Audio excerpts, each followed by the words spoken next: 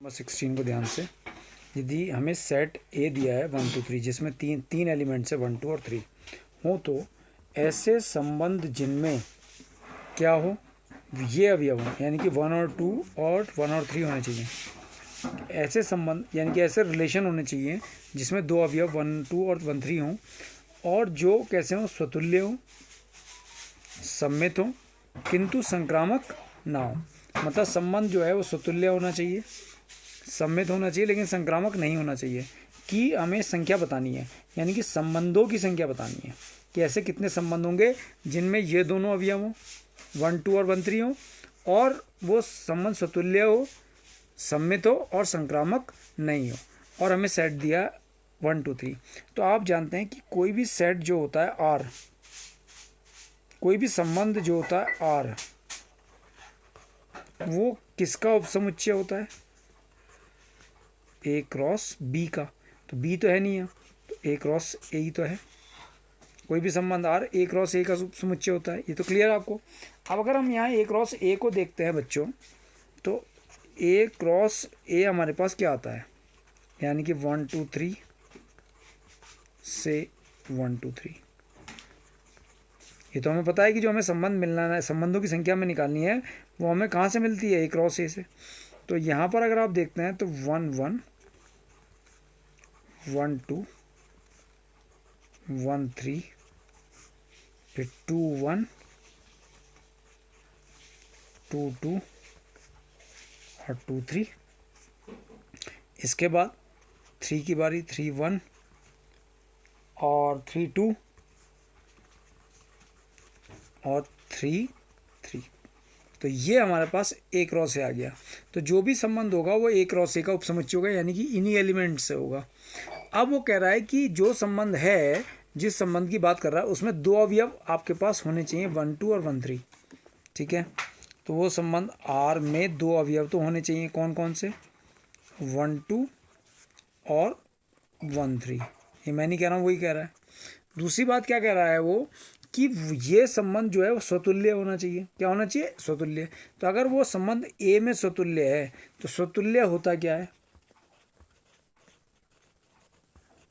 स्वतुल्य होता है A comma A belongs to R, A की ए से तुलना। तो कहने का मतलब है कि 1 2 3 ए से हमें लेना है, तो 1 1 2 2 3 3 होना चाहिए। तो यानी कि इसमें 1 1 2 2 और 3 3 होना चाहिए, तभी तो ये संबंध स्वतुल्य कहलाएगा। 1 1 2 2 और 3 3 होंगे। दूसरी बात कह रहा है कि ये जो संबंध है स्वतुल्य हो और क्या हो, सम्मित हो। अब सम्मित के लिए अगर 1 2 है तो क्या होना चाहिए? 2 1। और अगर 1 3 है तो क्या होना चाहिए? 3 1। तो ये सारे मैं एलिमेंट्स कहाँ से ले रहा हूँ? यहीं से तो ले रहा हूँ। किससे? ए क्रॉस ए से। तो ये एलिमेंट्स आ गए। अब वो कह रहा है कि लेकिन ये संबंध संक्रामक ना हो। तो अगर मैं संक्रामक देखूं कि संक्रामक है नहीं है, तो 1 2 के साथ कौन हो सकता है? 2 2। 1 2 के साथ, या 2 2 भी हम नहीं लेंगे, तो 3 1 के साथ। 3 1 के साथ अगर मैंने ले लिया, 3 1 के साथ 1 2 ले लिया, देखो 3 1 लिया और 1 2 ले लिया, तो 3 1 और 1 2 मिलके क्या बन गया? 3 2। क्या इसमें 3 2 है? नहीं है। समझ आई बात? और क्या ले सकता हूँ मैं? 1 3 के साथ, 1 3 के साथ मैंने ले लिया, ले नहीं सकता हूँ किसी को, क्योंकि दोनों एलिमेंट्स एक जैसे नहीं है। तो और मैं कोई भी इन दोनों को चेक कर सकता था संक्रामक के लिए।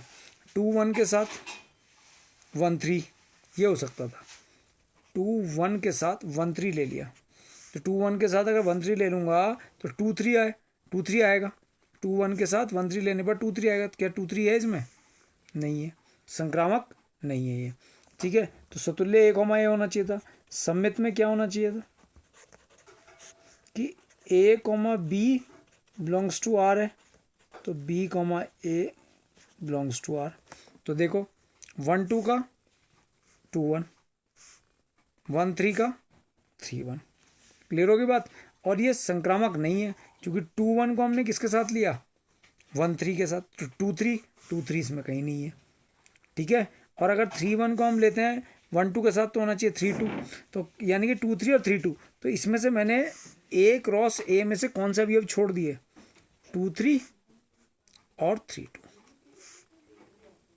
2 दोनों छोड़ दिए, ये दोनों नहीं लिए। देखो कितने अवयव हैं आर में, 1 2 3 4 5 6 7 अवयव हैं, तो ये 7 अवयव हो गए।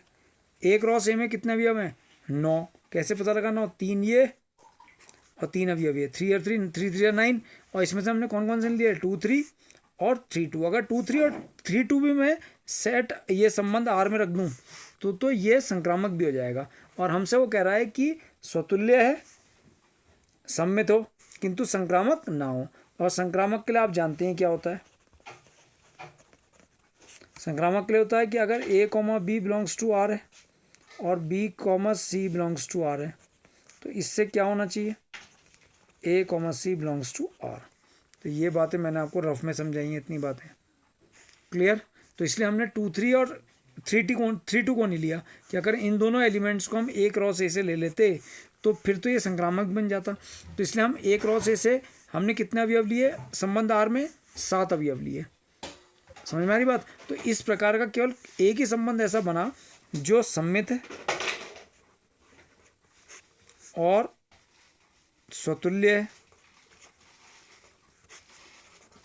परंतु संक्रामक नहीं है, संक्रामक नहीं है। तो आपको क्लियर हो गया होगा बात कि अगर मैं 2 3 और 3 2 को ले लेता तो ये संक्रामक भी हो जाता। ठीक है, तो कितने संबंध बने, केवल एक ही संबंध तो बना। तो एक संबंध बना तो कौन सा विकल्प सही है, विकल्प ए। इसलिए विकल्प ए सही है।